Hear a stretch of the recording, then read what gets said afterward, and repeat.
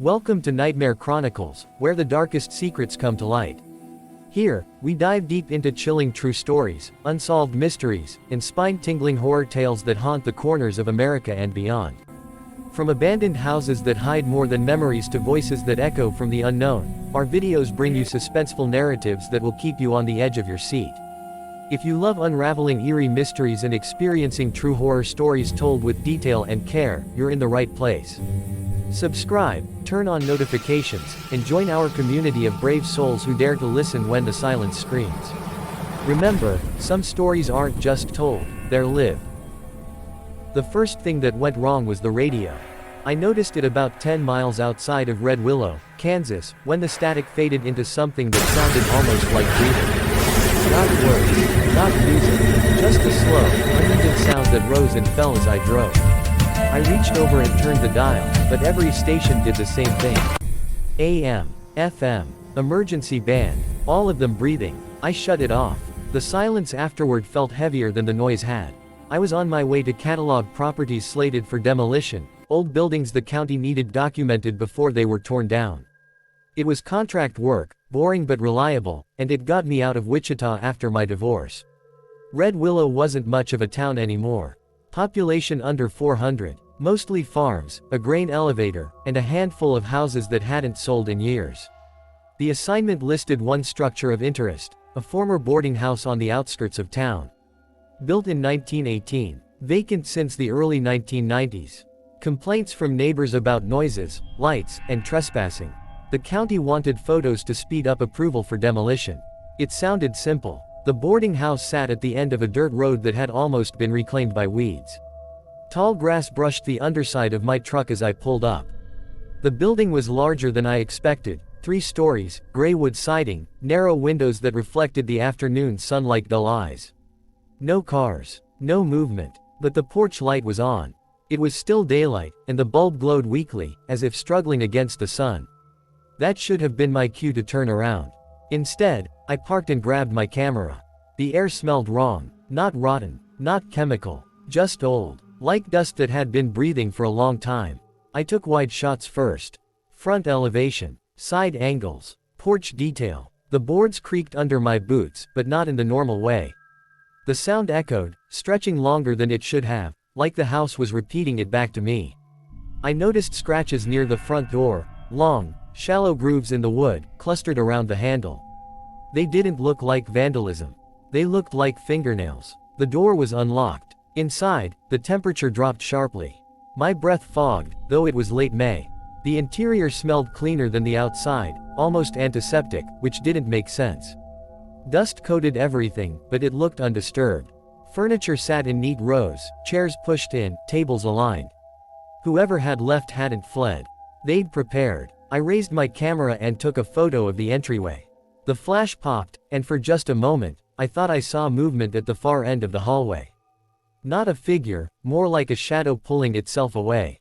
"Hello," I called, feeling stupid the second the word left my mouth. No answer. I moved deeper into the house, documenting each room. Bedrooms with iron bed frames. A dining room with place settings still laid out, plates coated in gray dust. A kitchen where every cabinet stood open, empty. The stairs to the second floor creaked louder than the porch had. Halfway up, I heard something above me. Footsteps. Slow, careful, measured. I froze. "This is county property," I said, louder than I felt. "I'm just taking photos." The footsteps stopped. I waited. My pulse thudded in my ears. After several seconds, I continued up, telling myself it was animals. Old houses attracted raccoons, possums, anything. The second floor hallway was long and narrow, with doors lining both sides. All of them closed, except one. At the end of the hall, a door stood open just enough to show darkness inside. I lifted my camera and snapped a photo. The flash illuminated the room for a split second, and in that instant, I saw handprints on the walls. Dozens of them, layered, overlapping, some high, some low, all smeared outward, as if whatever made them had been pushed against the surface repeatedly. The room was empty when the light faded. I backed away slowly. That's when I heard the whisper. Not from the room, from behind me. "Don't turn around." My muscles locked. The voice was close, right at my ear, But when I forced myself to spin, the hallway was empty. Every door was now open. I ran. I don't remember hitting the stairs. I don't remember reaching the porch. I remember my truck door slamming and my hands shaking so badly I dropped my keys twice before getting them into the ignition. As I sped away, I glanced in the rearview mirror. Every window on the second floor was filled with faces. They weren't clear, more like impressions pressed into fogged glass. But they were watching. When I reached Red Willow's sheriff's office, my legs nearly gave out as I walked inside. Sheriff Dale Turner listened without interrupting as I told him everything, except the whisper. I didn't mention that part. Some things sounded insane even as he thought them. He sighed heavily when I finished. You're not the first, he said. That night, I stayed in a motel on the edge of town.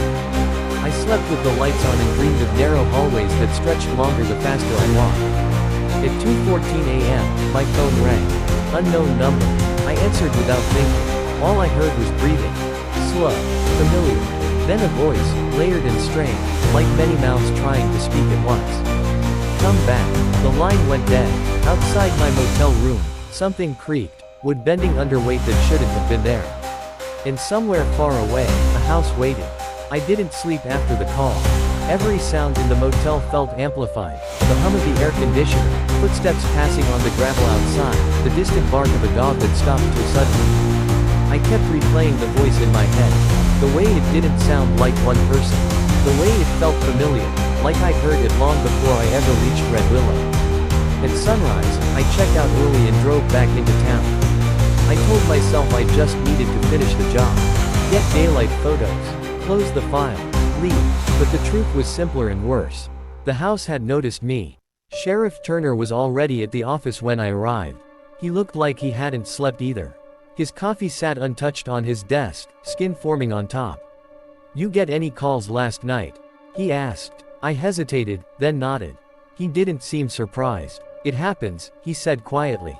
Usually around 2. Why? I asked. He leaned back in his chair and stared at the ceiling for a long moment before answering. Because that's when the house is most awake. I waited for him to laugh. He didn't. He opened a drawer and slid a thin manila folder across the desk. Inside were photocopies of old police reports, some typed, some handwritten.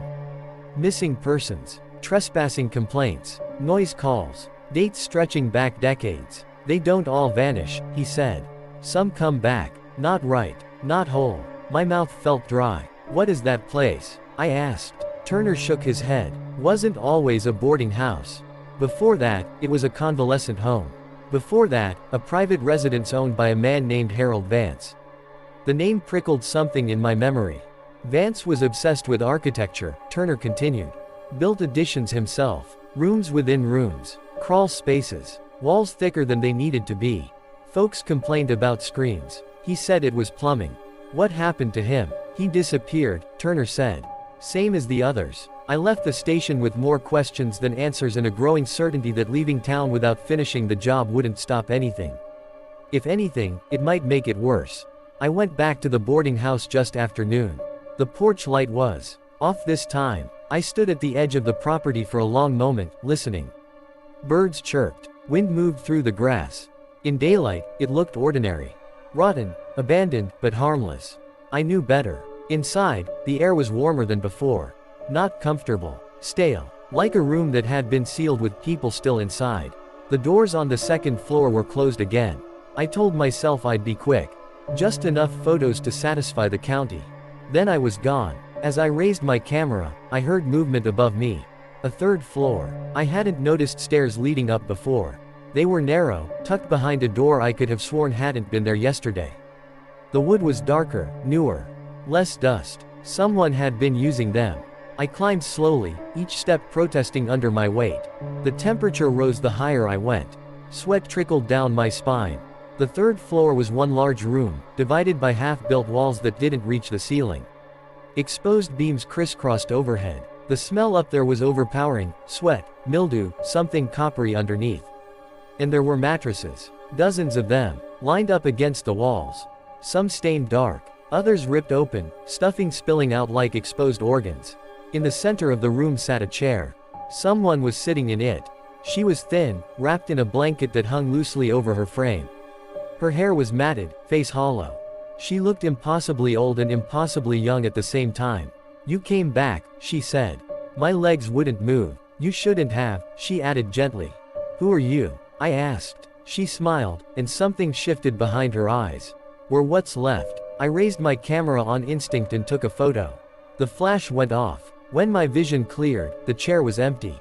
So were the mattresses. The room was bare, no stains, no signs of anyone ever being there. Behind me, something laughed. Not loudly, not cruelly, just pleased. I ran again. This time, I didn't stop at my truck. I didn't go back to town. I drove until the sun dipped low and the road blurred. I crossed county lines without noticing. By the time I stopped for gas, it was dark. That's when my phone buzzed. No call. A photo. It showed the third-floor room. The angle was wrong. Too high. Looking down at where I had stood. Captioned beneath it was a single sentence. "We saved you a place." I threw the phone into the trash by the pump and drove off. It didn't matter.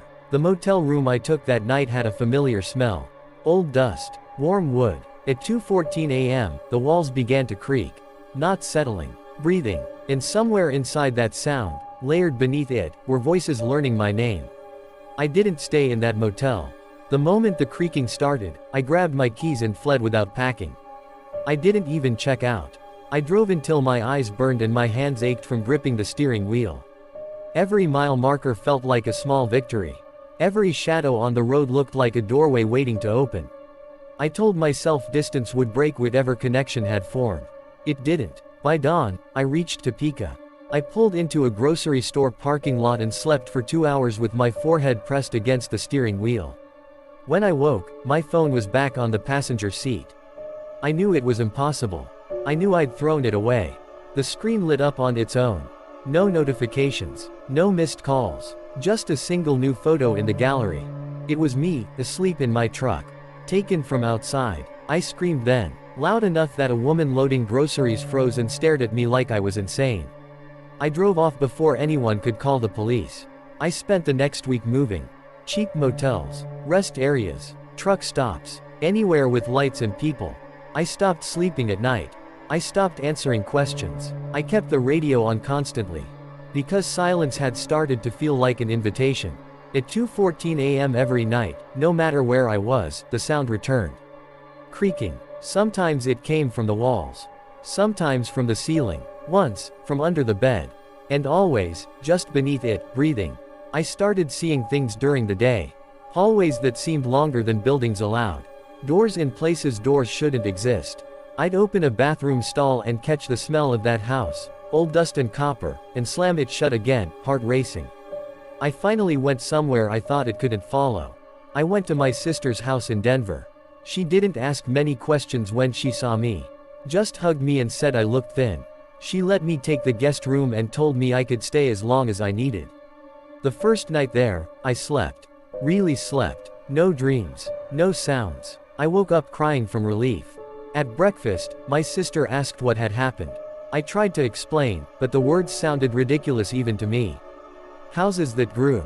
Voices that followed. Photos that shouldn't exist. She squeezed my hand and told me I'd had a breakdown. That trauma could do strange things to the mind. I almost believed her. Until I noticed the new door at the end of the hallway. Her house didn't have a door there. I'd grown up in that house. The hallway ended in a window. Now there was a door. White. Unmarked. Slightly ajar. I didn't open it. That night, the creaking returned. Not loud. Not threatening. Patient. I barricaded the guest room door with a chair and lay awake, staring at the ceiling. At 2:14 a.m., I heard footsteps in the hallway. Slow. Dragging. Then knocking. Not on my door. On the new one. A woman's voice whispered, soft and exhausted.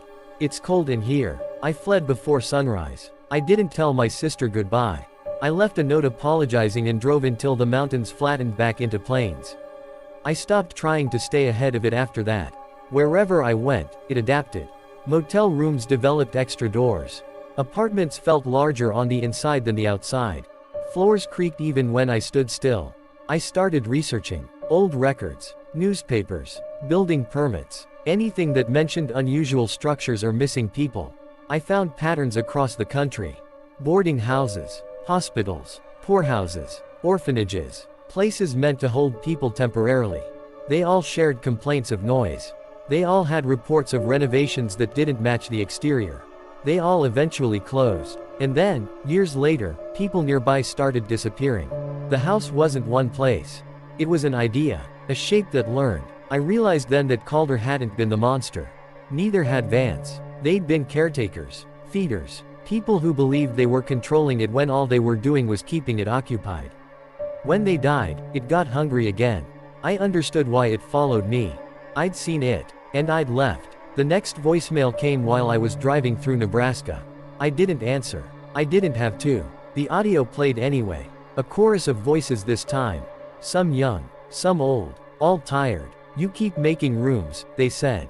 Everywhere you go. I pulled over and vomited on the side of the road. That night, I stopped running.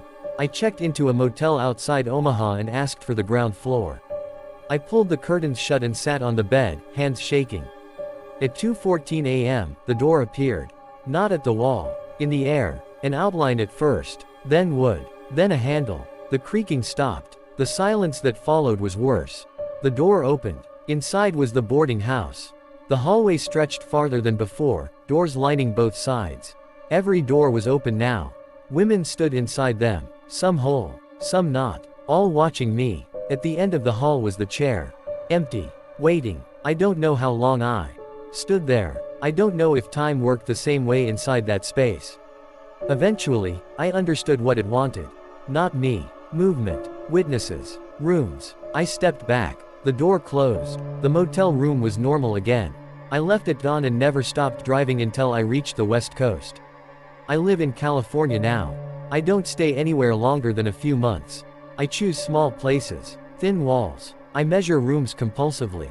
I count doors. I write everything down. I post it online. I tell people what to watch for. I don't care if they believe me. Some do. They message me about houses that feel too big. About sounds at night. About rooms that weren't there yesterday. I answer every one. Because as long as it's busy, as long as it's spreading thin, it doesn't need to settle. Last night, the creaking came back. Not from the walls. From inside me. A pressure behind my ribs. A sense of space where there shouldn't be any. I think I understand now. The house doesn't need wood or nails anymore. It learned how to live in people. If you're hearing this and you've ever noticed your home feeling larger than it should. If you've heard footsteps with no source. If silence ever felt like it was listening back. Don't ignore it, and whatever you do, don't leave the door open. Because it's already learning the shape of you. Thanks for watching. If you enjoyed this chilling story, don't forget to subscribe for more. Hit the like button to show your support, and click the bell so you never miss a spine-tingling update. Stay curious, and stay safe.